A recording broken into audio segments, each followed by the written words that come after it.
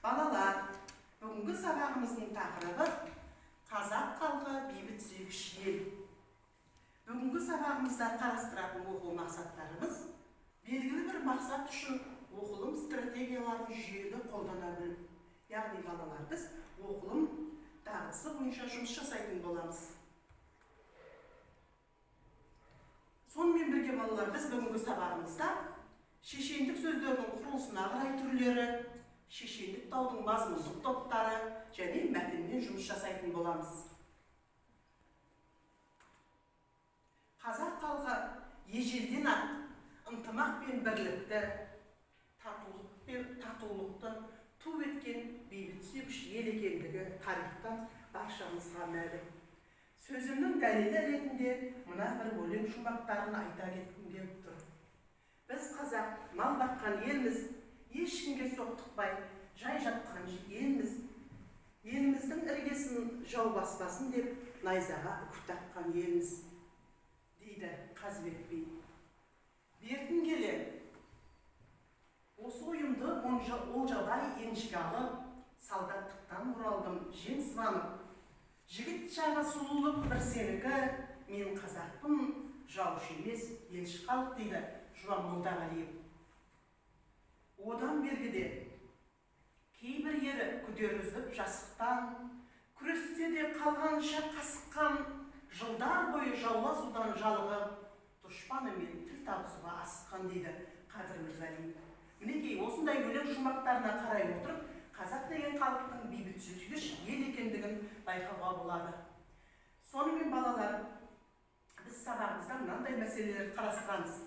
Яғни шешендік сөздер мазмұны мен құрылысына қарай мақал мәтелге, аңыз әңгімелерге, толғауларға, айтыстарға жақын жанр.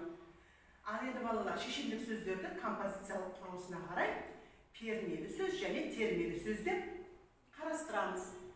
Ал енді қара сөзбен айтылған шешендік сөздің бәрі пернелі сөз болады дағы. Толғау, тақпақ, өлең түрінде берілген шешендік сөздер қандай сөз болады екен? Термелі сөз болады екен. Сонымен қаз дауысты Қазыбек бидің Қоңтажға айтқан шешендік сөз қандай сөз екен? Мазмұнына қарай шешендік сөздің қай түрі екен? Дұрыс, термелі сөз екен. Сонымен бірге балалар, біз шешендік дауларды мазмұнына қарай жаңағы 5 топқа бөліп қарастырады екенбіз. Мына жерге назар аударсаңыздар, жер дауы, жесір дауы, құн дауы, мал дауы және ар-намыс дауы деп жаңағы 5 топқа, мазмұнына қарай 5 топқа бөліп қарастырады екенбіз. Ал жаңағы үзіндіде келтірген Қазыбек бидің Қоңтажға айтатын шешендік сөзі осы даулардың қай түрі екен? Дұрыс, ар-намыс дауы екен, дұрыс. Ал композициялық құрылысына қарай ше? Дұрыс, термелі сөз екен. Келесі. Балалар, біз бүгінгі сабағымызда оқылым дағдысымен жұмыс жасауымыз керек. Сондықтан болжау стратегиясымен жұмыс жасап көрейік. Қалай ойлайсыңдар? Неліктен біздің мемлекеттік туымыздың түсі көгілдір? Дұрыс, көк аспанды білдіреді. Тағы? Дұрыс, бейбітшіл ел екенімізді. Мына сұңқар не білдіреді? Қанатын кеңге жайған, жарқыраған күн. Дұрыс, еркін, азап, мейірімді, шапағын баршаға теңдей түсіретін, яғни біздің ел екендігімізді не болады екен? Болжауға болады. Яғни мінекей сурет арқылы сендер осылай болжам жасайсыңдар, жарайсыңдар. Келесі. Енді балалар, мына өлең жұмбағына көз жүгіртіп оқып көрейік. Яғни көз жүгіртіп оқу стратегиясымен жұмыс жасайық. Мәтін сендерге таныс қой,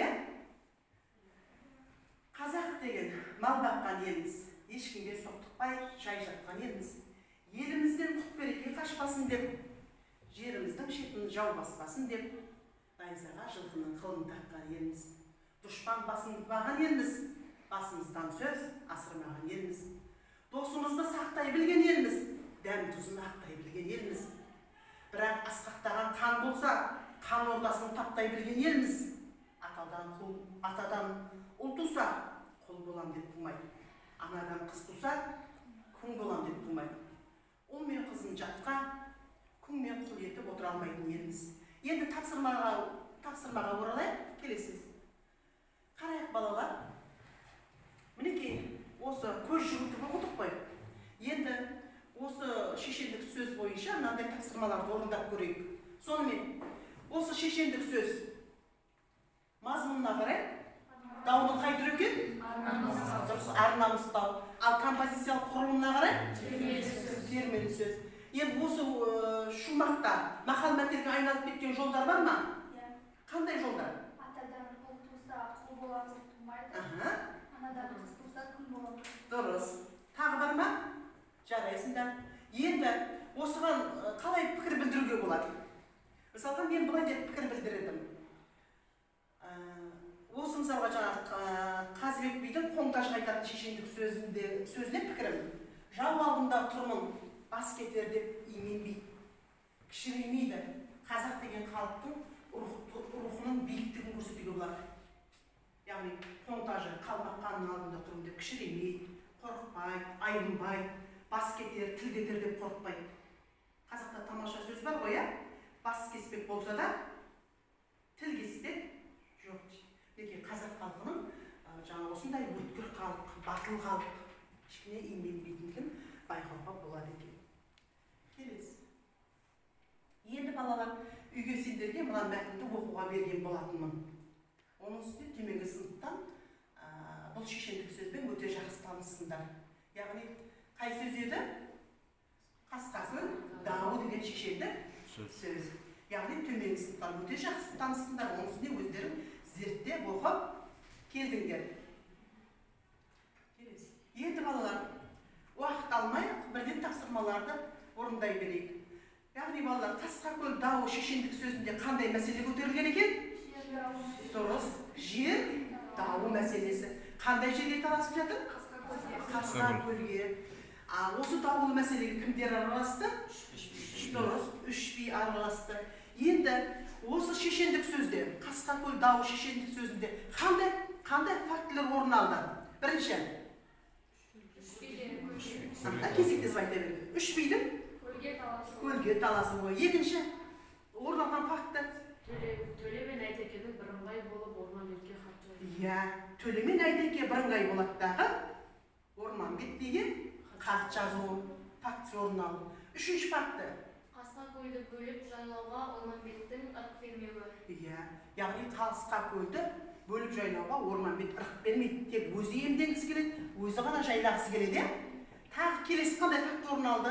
Билердің ақылдасуы үшін Айқын көлге үй тігуі. Иә, үш би ақылдасу үшін Айқын көлге пәленбай үй тігеді. Тағы қандай фактілер орын алды?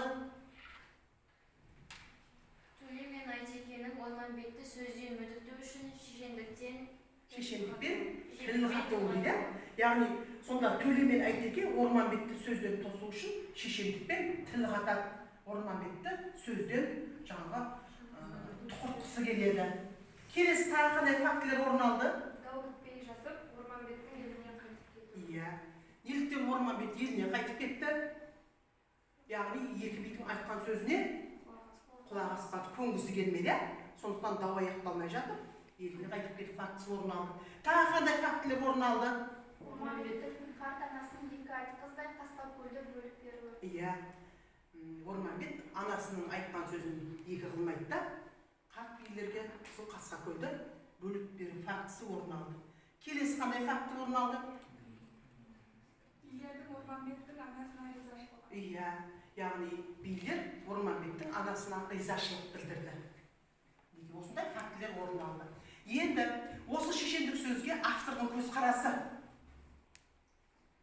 Ел тыныштығын ойлайтын адам ең алдымен әйел аналар дегенді көрсетеді. Иә, сонда ел тыныштығын ойлайтын ең алдымен ел ағалары, ел азаматтарымыз ғана емес екен, үйде, отбасында отырған әйел аналар да елдің іргесінің тыныш болуын, елдің тұтас болуын қалайды екен.